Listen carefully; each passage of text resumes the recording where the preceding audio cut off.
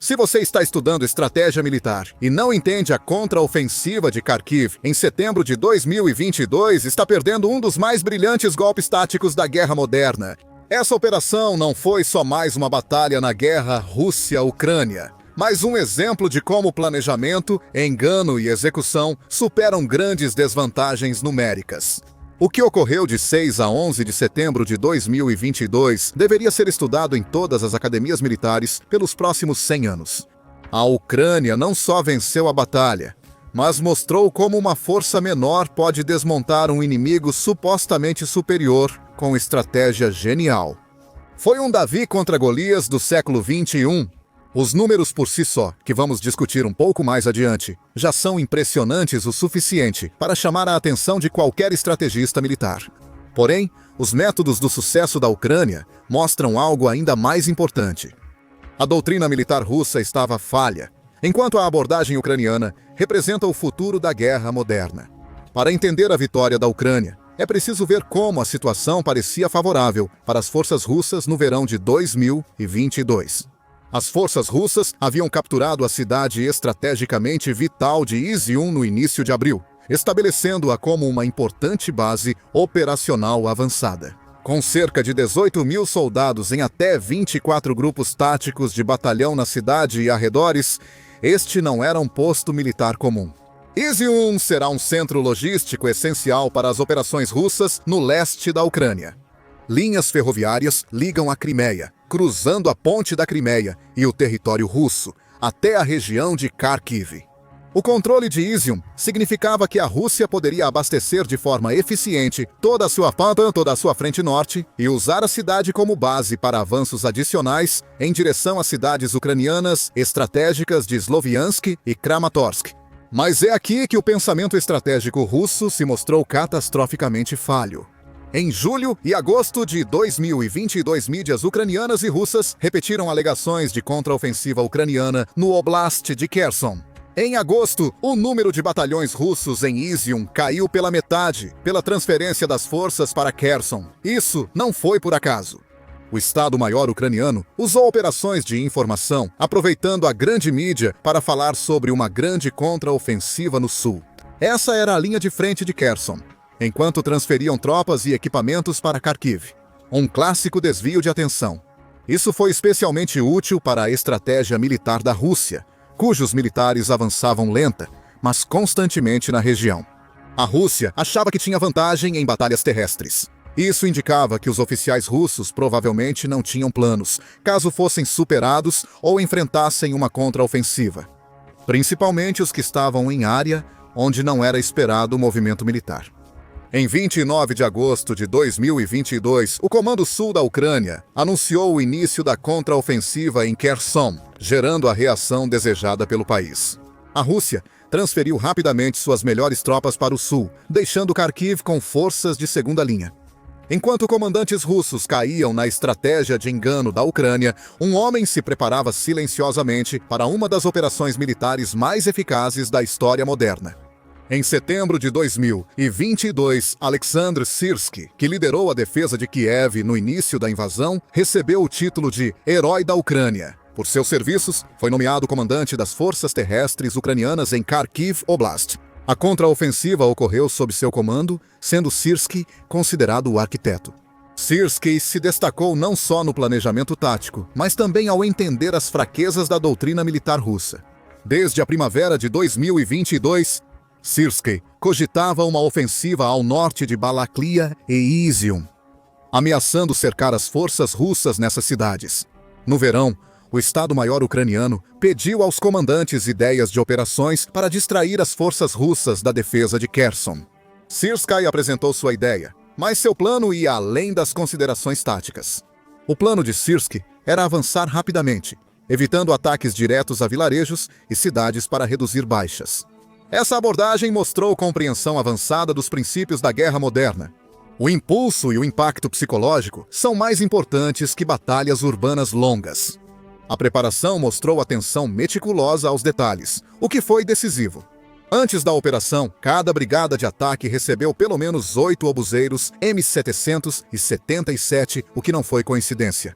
E isso garantiu que as forças ucranianas tivessem uma vantagem esmagadora de poder de fogo no ponto de contato, possibilitando uma rápida ruptura das linhas defensivas russas, o que significava que o cenário estava pronto para uma ofensiva total. Em 6 de setembro de 2022, as forças ucranianas atacaram e surpreenderam os russos ao avançar em território ocupado. As tropas ucranianas concentraram forças a 16 quilômetros a noroeste de Balaklia e iniciaram uma contraofensiva no oblast de Kharkiv, empurrando os russos para a margem esquerda dos rios Donets, Seradnaya, Balakaya. Participaram forças especiais ucranianas, tanques, veículos blindados e tropas da 92ª Brigada Mecanizada. A ruptura inicial foi devastadora. A 25ª Brigada Aerotransportada da Ucrânia avançou após as 3h30 de 6 de setembro, só após horas de artilharia ucraniana sobre posições russas. Só no primeiro dia, unidades da 25ª Brigada avançaram pelo menos 18 quilômetros, chegando à vila de Volokivyar, que era um entroncamento rodoviário estratégico que conectava cidades da região. Isso permitiu à Ucrânia usar as estradas e avançar mais rápido em sua ofensiva. A rapidez do colapso russo em Kharkiv revelou falhas graves no pensamento militar russo, que ainda afetam suas forças atualmente. Enquanto tropas russas supostamente fugiam das forças ucranianas no nordeste da Ucrânia, em Moscou, os russos comemoravam o 875º aniversário da cidade.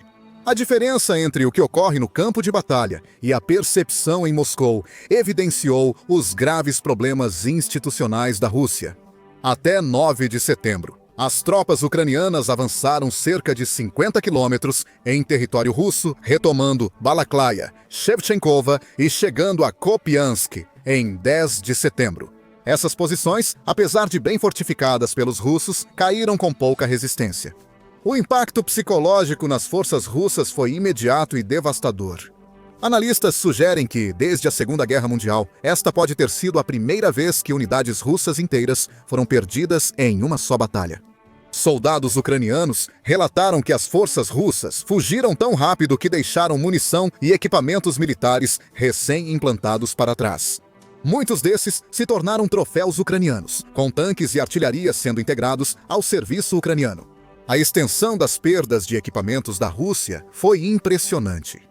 Entre 6 e 11 de setembro, ucranianos disseram ter matado 2.850 soldados russos. Foram destruídas até 590 peças de equipamento militar, 86 tanques, 158 veículos blindados, 106 sistemas de artilharia e 159 veículos.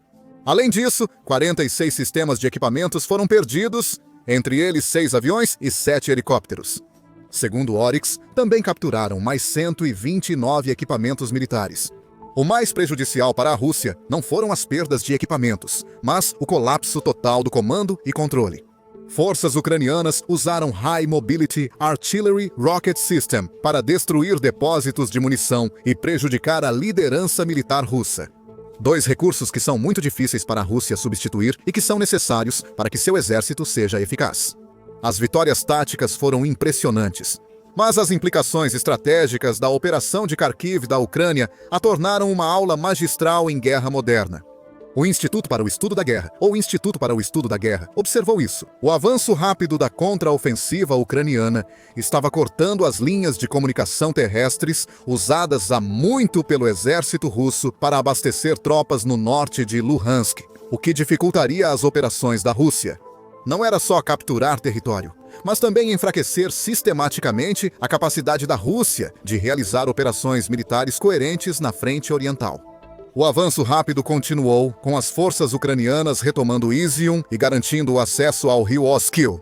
Relatórios indicaram que, até 11 de setembro, as forças ucranianas haviam penetrado as linhas russas a uma profundidade de até 72 quilômetros, recuperando mais de 3.000 quilômetros quadrados de território. A tomada de Kupiansk prejudicou muito a logística russa, por ser outro entroncamento ferroviário importante. A perda significou que a Rússia não conseguiria mover equipamentos e infantaria para dentro e fora de Izium, deixando a cidade praticamente indefesa no contexto geral da invasão. Sem linhas de suprimento confiáveis, toda a infraestrutura logística na área de Kharkiv, ocupada pela Rússia, pode ser ameaçada pela Ucrânia. Os soldados russos precisariam avançar sem seus equipamentos e suprimentos, ficando vulneráveis às forças ucranianas. E o ritmo acelerado do avanço significava que a Ucrânia estava usando ataques em pinça para isolar as unidades russas umas das outras e impedir retiradas coordenadas. O Ministério da Defesa da Rússia respondeu a esses acontecimentos, alegando que as forças russas nas áreas de Balaklaia e Izium iriam se reagrupar na região de Donetsk para alcançar os objetivos declarados da Operação Militar Especial de libertar Donbass. Era linguagem militar para uma retirada humilhante e todos sabiam. Após aquele ataque inicial para prejudicar a logística russa e libertar postos estratégicos vitais na região, o restante da contraofensiva foi relativamente tranquilo. Após o anúncio oficial da Rússia de retirada, a maioria das forças deixou a região e foi para o nordeste, até o rio Oskil, considerado ponto vital de conflito. O rio servia de barreira natural que a Ucrânia precisava cruzar para libertar a região. As forças russas recuaram para Liman, centro importante a leste do rio Oskil, em Donetsk, que abastece Kharkiv pelo lado russo. Algumas fontes indicam que a Ucrânia cruzou o rio em 13 de setembro e controlava postos avançados importantes naquela margem. Isso seria base para preparar a invasão de Liman. Na segunda metade de setembro, as forças russas em Liman enfrentaram uma situação cada vez pior, sem solução do comando. As forças ucranianas capturaram assentamentos próximos e avançaram rapidamente para a cidade. As linhas de suprimento, antes vitais para Liman, viraram fraqueza da Rússia, pois a Ucrânia podia se aproximar pela Donetsk e Kharkiv. A Ucrânia quase assumiu o controle das linhas de suprimento de Liman para Luhansk, o que isolaria a cidade dos suprimentos russos. Em 30 de setembro, forças ucranianas se aproximaram da cidade após cruzar o rio Seversky Donetsk. As forças ucranianas avançaram pelos flancos sul e leste de Liman. Capturaram terras ao noroeste e cortaram a última estrada que abastecia as tropas ocupantes do norte. Em 1º de outubro, forças ucranianas entraram em Liman, cercando até 5.000 soldados russos e causando grandes baixas ao exército russo. A retomada de Liman foi o encerramento efetivo da campanha. Pode-se dizer que, ao anunciar a retirada em 11 de setembro, a Ucrânia já havia vencido. O Centro de Estudos Estratégicos e Internacionais considera que a contraofensiva durou de 6 a 13 de setembro. A Ucrânia cruzou o rio Oskil rumo a Donetsk e retomou quase todo o oblast de Kharkiv. Nesse período, as forças avançaram cerca de 74 km. O CSIS considera essa a operação ofensiva mais rápida dos últimos 100 anos de guerra, mostrando o quão impressionante foi a estratégia da Ucrânia. A operação foi uma verdadeira revelação. A contraofensiva de Kharkiv confirmou uma suspeita antiga dos estrategistas militares, agora claramente demonstrada. Ter mais pessoas não importa se a doutrina for falha. A Rússia iniciou a batalha com supostas vantagens: mais tropas, artilharia, tanques e aeronaves. Eles ocupavam e fortificavam essas posições há meses. Eles tinham a iniciativa estratégica e podiam escolher onde e quando lutar, mas ainda assim perderam de forma catastrófica em menos de uma semana. O problema era sistêmico, não só tático. Apesar das armas ocidentais serem essenciais, a logística e execução da campanha foram decisivas para o sucesso rápido da Ucrânia. A Ucrânia venceu graças ao planejamento superior, inteligência, comando flexível e soldados lutando por sobrevivência. A doutrina russa de comando centralizado e grande poder de fogo mostrou-se inadequada contra as forças ucranianas, capazes de se adaptar e explorar oportunidades rapidamente. Em 10 de setembro, representantes do Ministério da Defesa britânico sugeriram que o exército russo praticamente não defendeu a maioria dos territórios retomados pela Ucrânia. Não foi exatamente incompetência russa, mas consequência de um sistema militar feito para outro tipo de guerra. As forças russas foram preparadas para enfrentar a OTAN em grandes batalhas convencionais em seu território, usando forças aéreas e terrestres para defesas em camadas. Nesse caso, a Rússia faria uma guerra defensiva, com vantagem local e defesas aéreas para neutralizar armas ocidentais caras.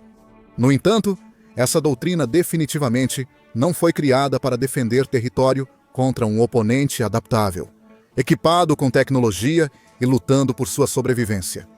O ponto mais sofisticado da operação de Kharkiv foi como a Ucrânia manipulou as decisões russas com uma guerra de informação magistral.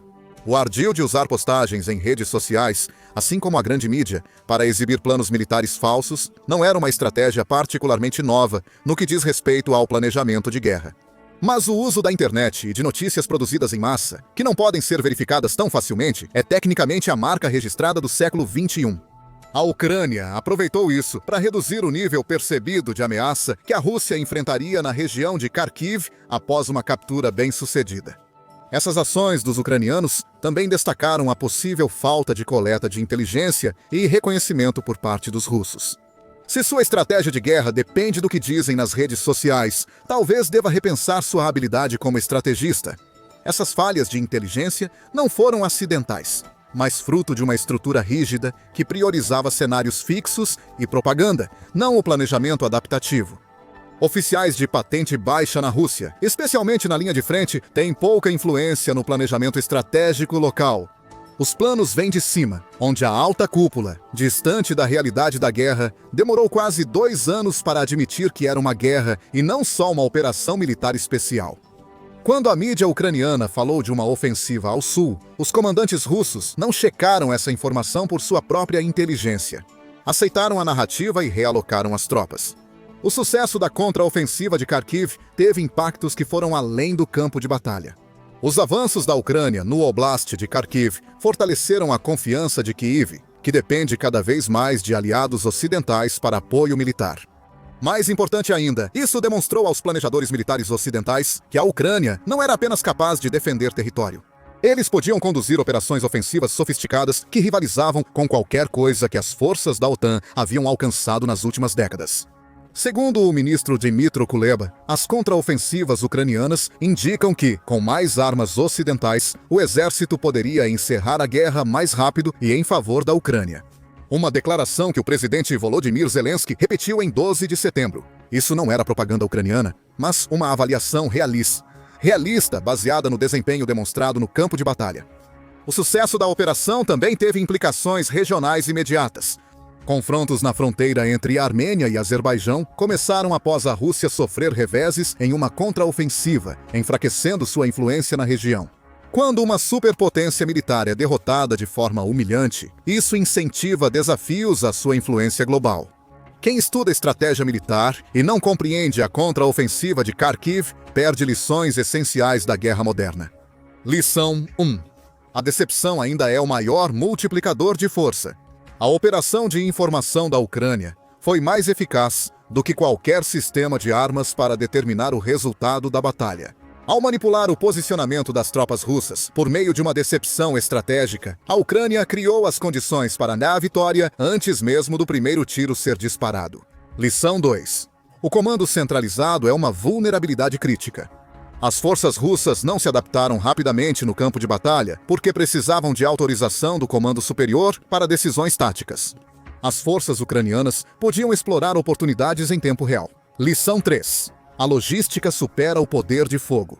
A Ucrânia não venceu porque tinha mais tanques ou artilharia. Ela venceu porque destruiu sistematicamente a capacidade da Rússia de suprir e comandar suas forças. Lição 4. A tecnologia amplifica a competência, mas não a cria. As armas ocidentais ajudaram, mas a vitória da Ucrânia veio do melhor planejamento, treinamento e execução.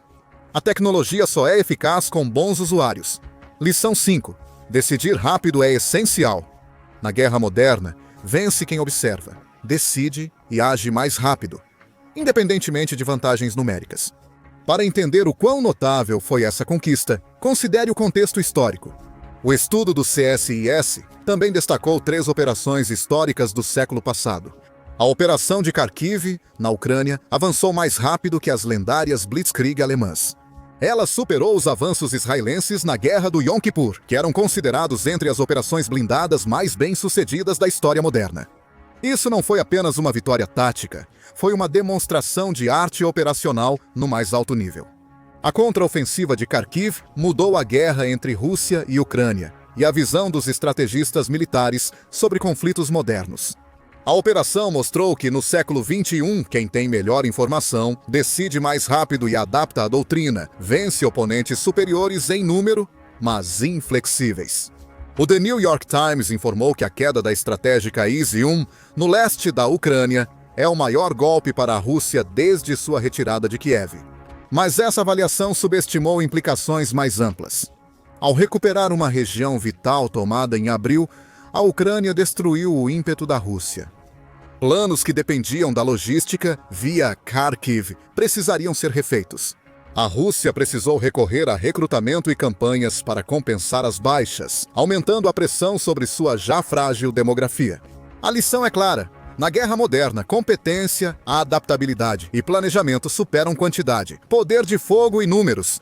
Se você não entende como a Ucrânia venceu, não entende como serão as guerras futuras. Obrigado por assistir. Para saber como a Ucrânia conseguiu fortalecer suas forças armadas para alcançar essa vitória e se tornar uma das forças mais competentes do mundo, assista a este vídeo. E se você quiser ficar por dentro da geopolítica global, inscreva-se no The Military Show para vídeos diários.